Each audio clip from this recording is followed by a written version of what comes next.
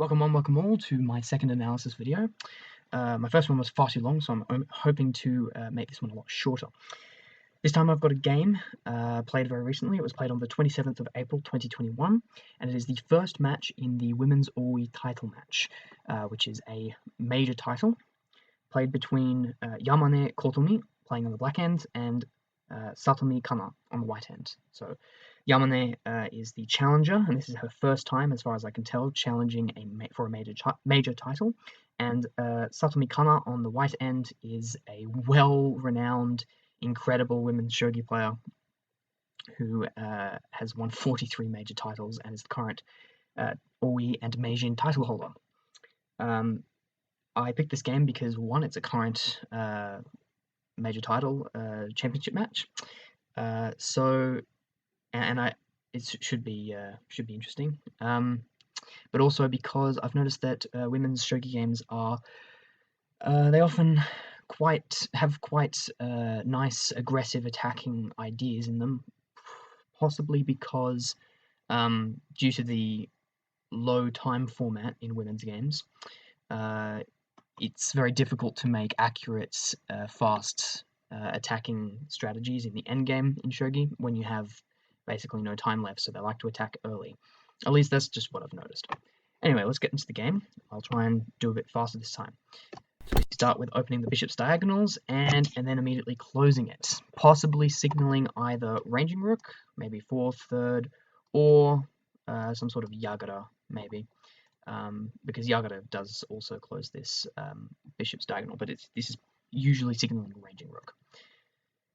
So next we've got white playing third file rook, so ranging rook. Silver develops, king castles, silver develops again. Now obviously this is not where you want the silver for a yagara castle. Silver's usually here, so probably signaling ranging rook.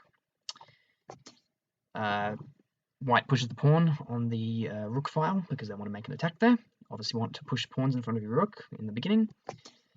Bishop develops, and why does it develop? Because it's making way for the rook. So we are going to get a ranging rook, but not even fourth or third file, we're going to get second file rook. Well, I guess you'd call this eighth file, but it's second file. So second file versus third file, double ranging rook. Now usually ranging rook is a fairly defensive strategy, because you're trying to mute your opponent's most powerful attacking piece, which is their static rook, with your rook. But double ranging rook is going to be quite interesting because it actually can turn quite aggressive and violent because the kings are going to be castling into the line of fire, basically. So it's going to get quite violent, as we should be expecting. Oh, and also ignore the evaluations over here in the opening. The evaluations are the computer's evaluations, but in the opening these are evaluations to a really low depth because it takes a lot of time for the computer to go to a decent depth. So I've only bothered to let it calculate for the middle and end game because the opening it's theory, so it's just going to be equal. Okay, pawn trade on the third file. The rook is not promoting anywhere here, obviously. This protects this, this protects this, this protects this. But, you know, pawn trade is always nice to have a pawn in hand. Pawn push, you want to push the rook's pawn. Silver develops and protects this square from this push, and also gets ready to castle into half-minute castle. Pawn push, castles, and this silver move is just developing the silver. But also preparing this sort of drop, or maybe even just developing the silver further, although probably not, because this is where you want to castle to, so you want to put a pawn there. Rook gets out of the way preemptively, but also simultaneously is eyeing this square here to protect it from this pawn. Okay, so you can't make a pawn trade now because you would lose a rook. So that's why it was moved to here. Pawn drop to prevent the rook from ever coming back. Silver develops, king castles, silver develops, and yeah. What did I just say before? You can't make this pawn trade. Well, yeah, but now you can, because the rook doesn't see it anymore. So the silver develops to here, to 44 instead of to 24. probably just to get it closer to the center of the board, more useful there, attacking along the bishop's diagonal. But it does cut off this rook's eyesight of this square, this protection of this square, so now this pawn trade is possible, and rook drops back. Now, why did the rook drop back to here and not to, say, here or here or here? Well, computer actually does like this move, but, I mean, obviously here and here it's passive as hell. I mean, if it goes here, it literally has, like, no moves on laterally. And here, if it drops to here, it's not very good, but so obviously it's between these two moves. The reason I believe for this one is it's quite mobile, quite active, it's an attacking rook, instead of being somewhat passive and defensive over here. So, edge pawn push, king castles, and edge pawn push. Of course, if you push your edge pawn and they don't reply by pushing their edge pawn, you may as well just push it 2 times. Start an edge pawn attack. Gold up, making castle. Gold up, making full minnow castle without the king in his proper spot yet. And gold up, diagonally. And this is an interesting castle. As I said in the previous video, my Jorseki knowledge and my theory knowledge is quite outdated, so this is probably just like a totally normal castle. I don't know it though. It's certainly not minnow castle, which is what you usually castle into on this side of the board. But it just goes to show that, if you tuck your king in a little hole away from the rook with some pawns in front of him, and 3 generals, it's probably good enough. It's a castle. That being said, I'm probably dumb, and this is probably just like totally mainline theory and normal, but whatever.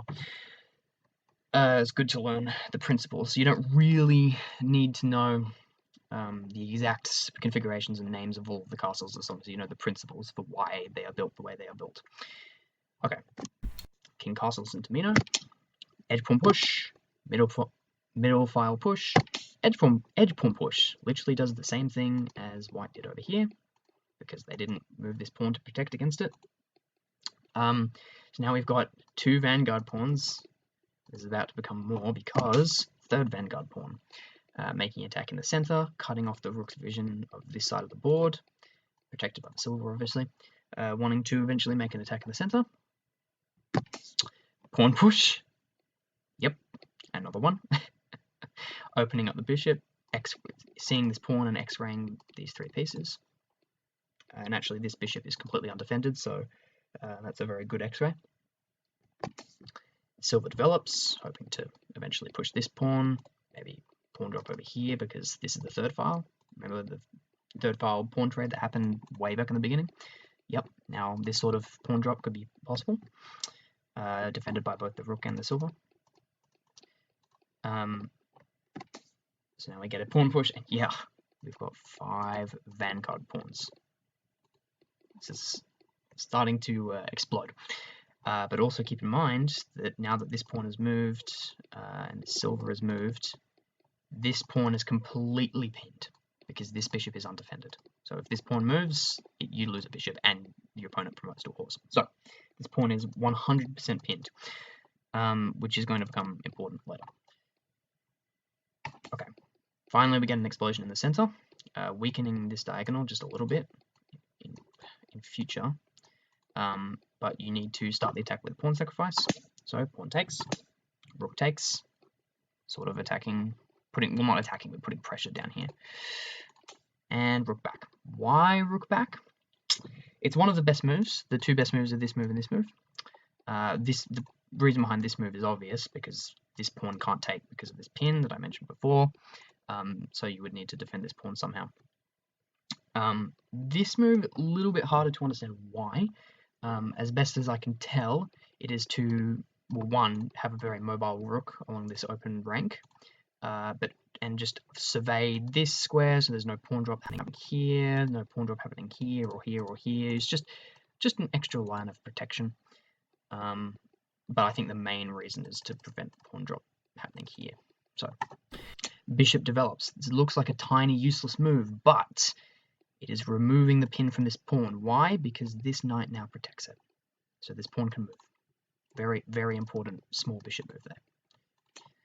Okay, this prevents this sort of pawn drop here or here from happening, and defends, I guess, just defends the silver. But, as you'll see in a moment, so developing the knight, making way for a silver, and, well, actually, the reasons for that is this move is to attack the bishop's head, because the bishop's head's weak, and then the knight protects this square, so you can't push again. But this is a good square for the silver to go, so silver develops, but bishop moves in. Now, this is interesting.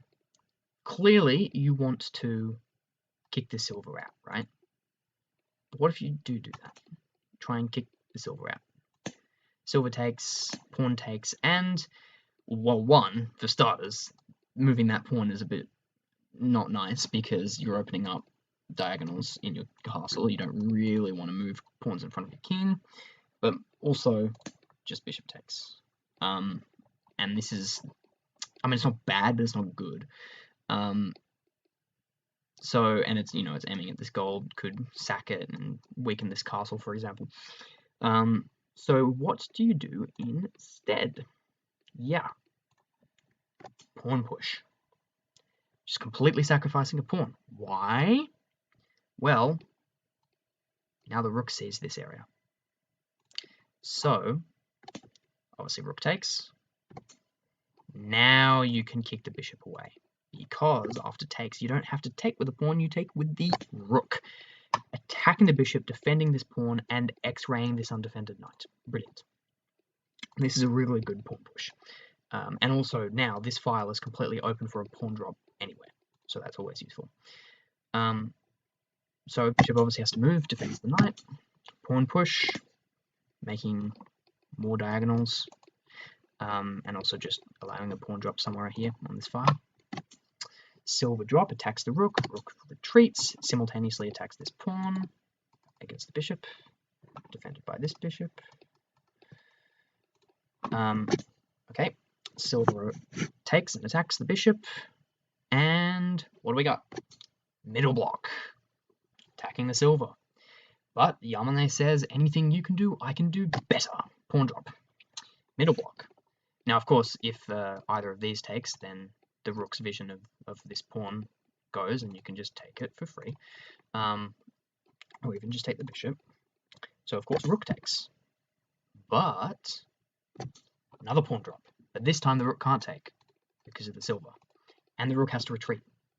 So, by doing this sort of, it's called a double striking pawn, you can use pawns, drop them right in front of pieces to entice them forwards. Free pawns, that all they're doing is just enticing the pieces forward to a position where you can attack them and seize the initiative. And that's exactly what Yamane does. Pulls the rook forward, attacks it, rook has to retreat, and now she's seized the initiative and she's created a nice dangling pawn here. A defended one. Okay, silver takes. And yeah, you don't take this one, because then this pawn would have just been taken, so you put an in-between move. This pawn is too strong, it's attacking the bishop, it's attacking this gold, so you have to take back. Also enticing a gold diagonally forwards, which is always a good idea, because it takes 2 moves to get back, so that is wrecking the castle, and then you take the silver.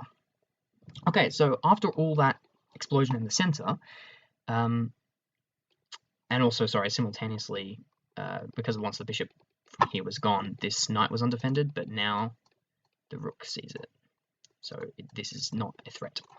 So after all of this, Black has actually given up an exchange. White has got 2 silver generals for 1 bishop, and that's a good trade for White. At a basic level, silver's there's a lot of contention as to the value of pieces in shogi, but on average, silvers are worth about 5. Bishops are worth about 8, so 10 for 8, good trade. Plus, it's also it's always a good idea to just trade 1 piece for 2 pieces, because more pieces equals good as a generalization.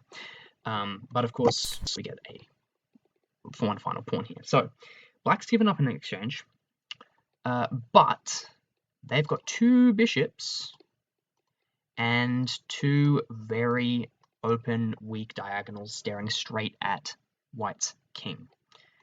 Because of course this pawn can like move at any time and promote, and that would just be like a pin if there was a bishop here, for example. And I think in this position, like after white moves, the computer was saying literally just drop a bishop here right now. Obviously that doesn't happen. You can see from over here. But so that's black's given up a little bit of material, but they have a lot of attacking chances with these open diagonals, and the rook really should be nowhere near this king. But also at the moment, this knight is hanging because it's only defended once, it's attacked twice, and at the end of that exchange, one of these two pieces, whichever you took with last, would promote, and that's very valuable. If it was the bishop, it would then subsequently be staring at this lance. Okay, but an in-between move. This is interesting. So the question I have here, which is why I have this line calculated, is what if you just ignore this pawn? What if you just go, I'm going to take it. Taking with the bishop. I mean, you could also take with the rook, but just for demonstration purposes. Okay, well, this is a pretty big attack. And, it's a promoted pawn defended by a lance, which is covering a lot of squares in king's camp and is about to wreck your castle. Obviously, you can't take with the knight. Well, I say obviously, it's really not obvious for beginners. This pin is annoying for starters, like this knight can't move because you just take this lance for free and promote, and that would be a promoted lance literally one square-ish away from the king, and that's very, very dangerous, and this castle is literally, it's not even a castle anymore, it's just a king with one general. This general isn't doing anything. So you can't really take with the knight, but there's also a computer line here that I found, which was, you can sack a silver. Obviously you have to take it, otherwise you lose the rook. So it takes, silver drop again, defended by the lance.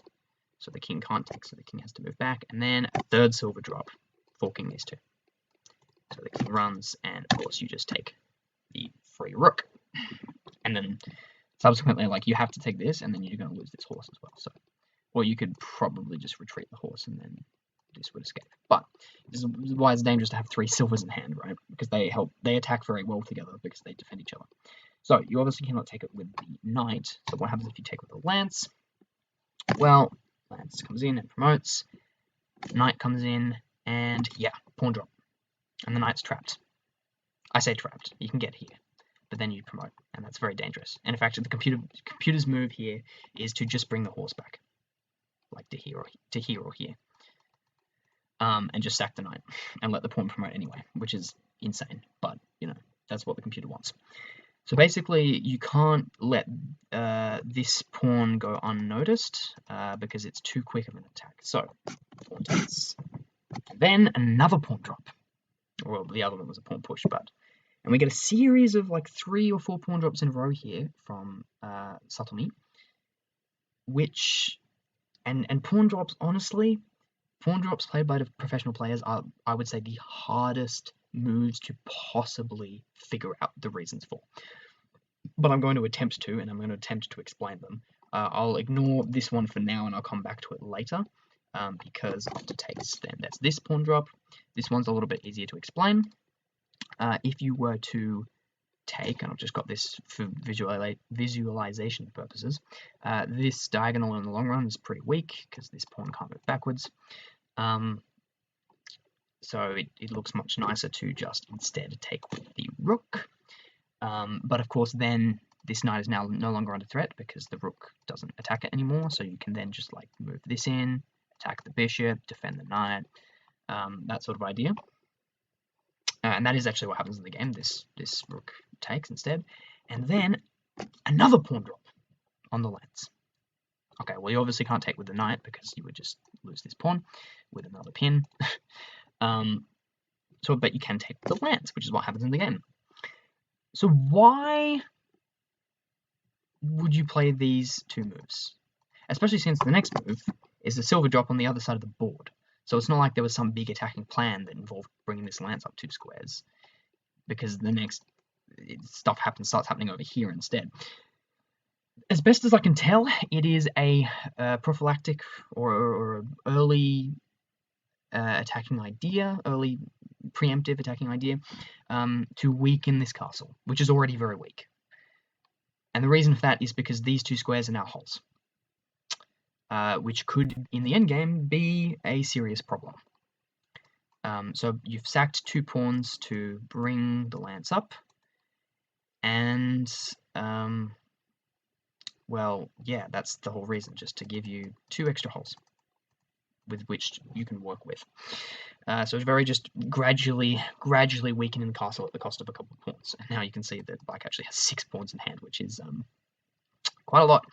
Anyway, so this silver drop is nice. It's a fork, obviously. So you have to save the gold, attack the silver. Silver takes. This lance is technically not under threat because of this bishop. Although, in a move, the computer wants you to take it anyway, but whatever. Ignore the computer. Computers are stupid. Right, so, pawn drop. Can you take this pawn? Yes, you can. In fact, you have to. If you ignore it, say you do this, you can see that the evaluation jumps to plus 6.4 because of this bishop move, or you could even do a bishop drop, which is surveying this. So this rook is now under fire. Once this pawn moves, it would be a pin, and this pawn would promote, which is pretty nasty. And of course, this is threatening all the time.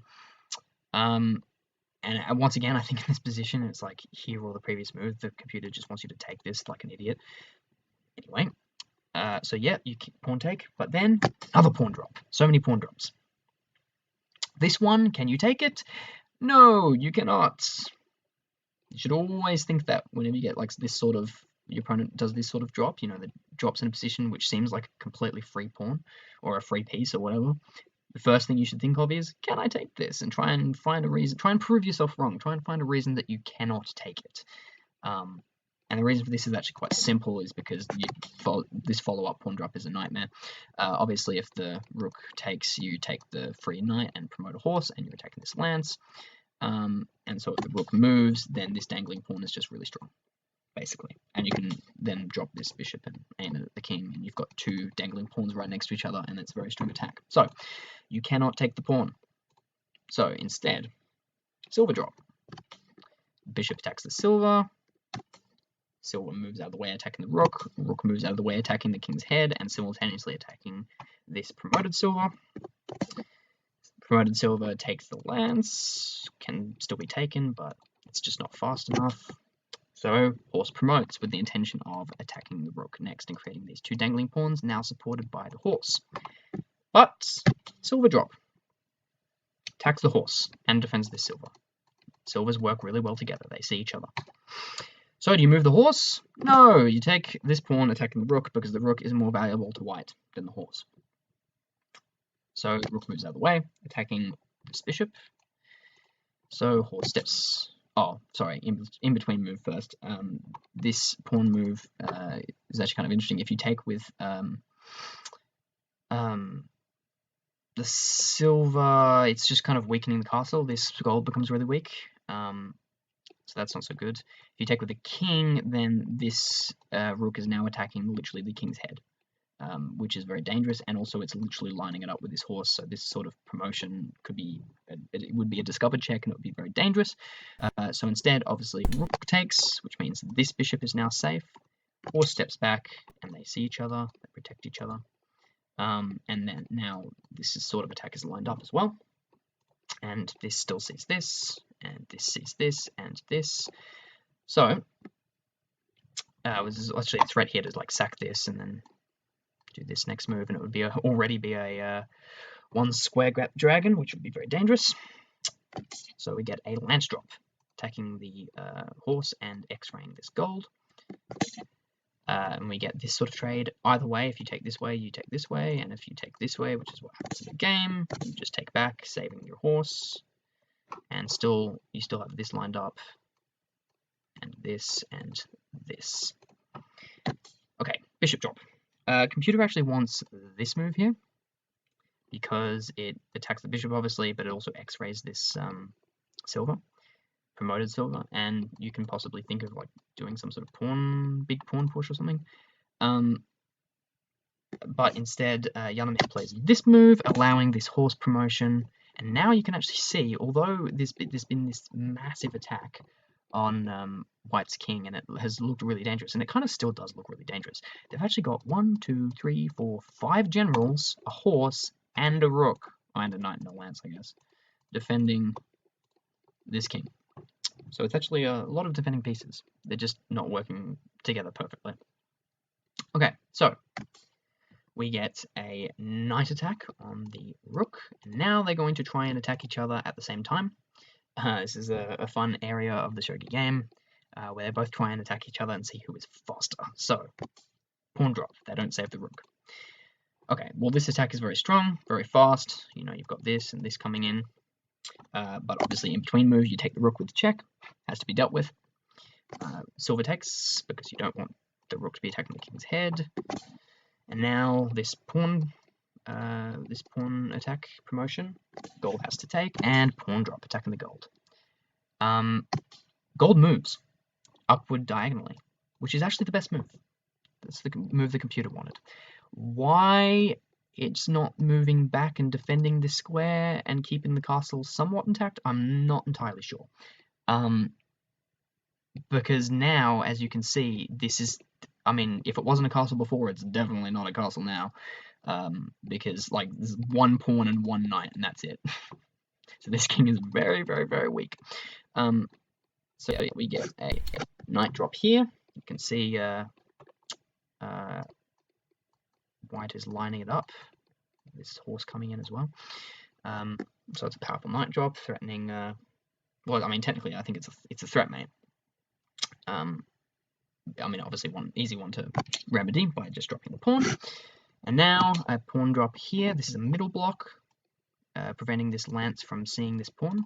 So this lance from before, which was trying to help this pawn promote. Actually, I don't even remember when that lance drop happened. Was it here? I don't know if I made comment on it back then, but it's trying to help this pawn promote, obviously, and do a big attack on the king. So this is a middle block, but we get a trade first, and then, excuse me, we have the lance taking.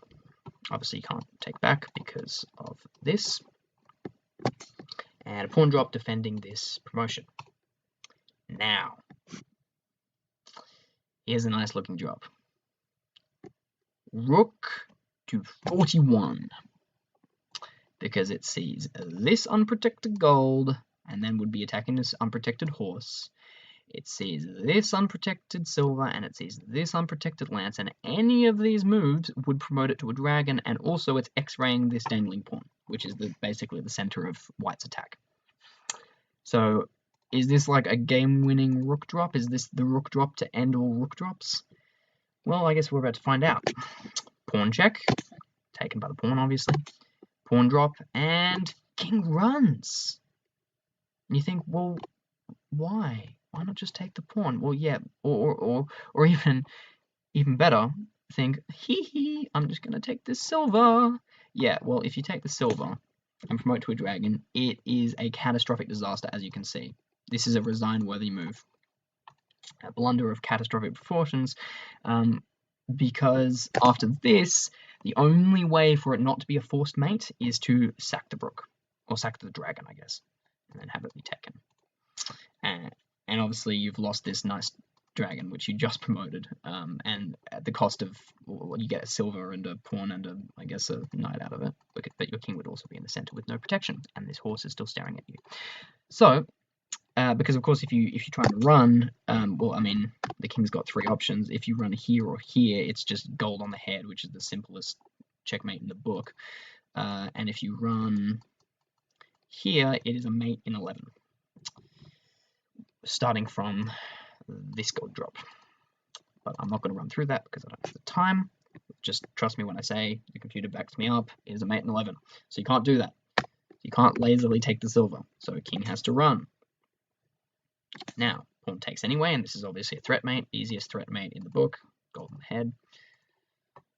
King runs to get out of that threat mate, and the horse sidesteps. Cool move. Defends the silver, attacks this rook. And you think, oh, hee, I'm just going to take this. Nope, you lose your rook. And your attack fizzles.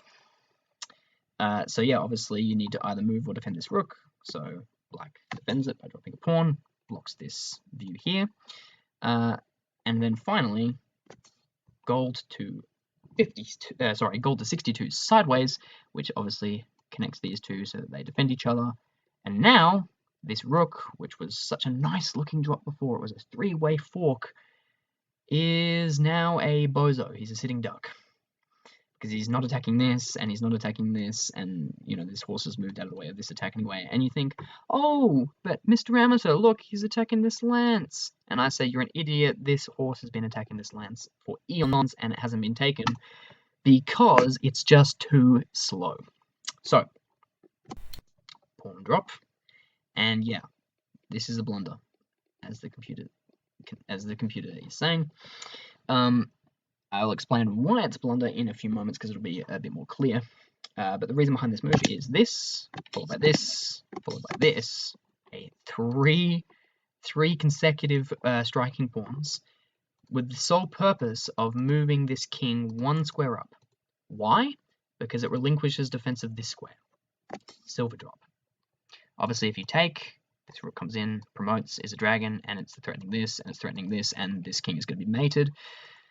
Because it's, you know, one square gap dragon, and of course if you don't do anything, then this takes, and then this takes, and then this takes, and then you're going to be mated. So it's a powerful silver drop. So how do you defend it? Bottom pawn, defended by the gold. But this is also a blunder, as you can see, for the same reason that this one was a blunder. And the reason is the computer thinks that white's attack is faster. This pawn and this horse and this silver and this knight and this promoted silver. And the pieces in hand, it's a faster attack. And the computer's not actually wrong. So it was a blunder for black to go for this attack because it's not fast enough, and it's a blunder for white to keep defending over here because white should just be attacking because they're quicker. But anyway, we get takes, attacking the horse, attacking the gold.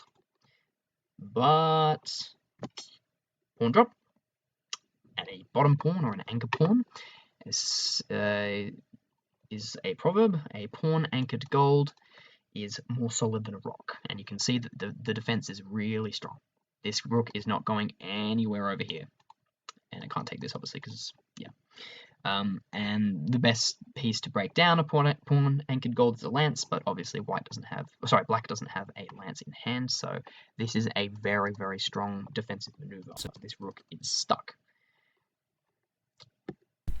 Pawn drop, attempting to go for a big attack again, and yeah, this is the last blunder.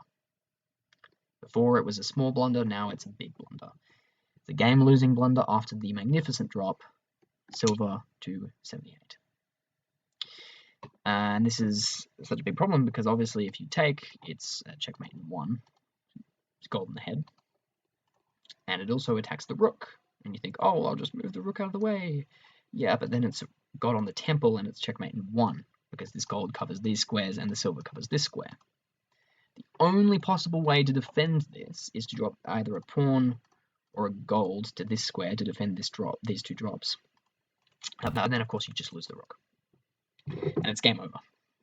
You've got too many pieces in your house. You've lost the rook. This is coming in. This is coming in. They've got a gold in hand. You've lost all of your attack. And it is just white's game. So in this position, Yamane resigned. Black resigned. Which means the first of 5 games goes to Satomi Kana, the reigning champion. In a very nice attacking game. And you've got to forgive missing this sort of drop, because, of course, as I mentioned before, lower time control. At this point, they were both in basically bullet time. So missing this sort of drop is purely a product of low time.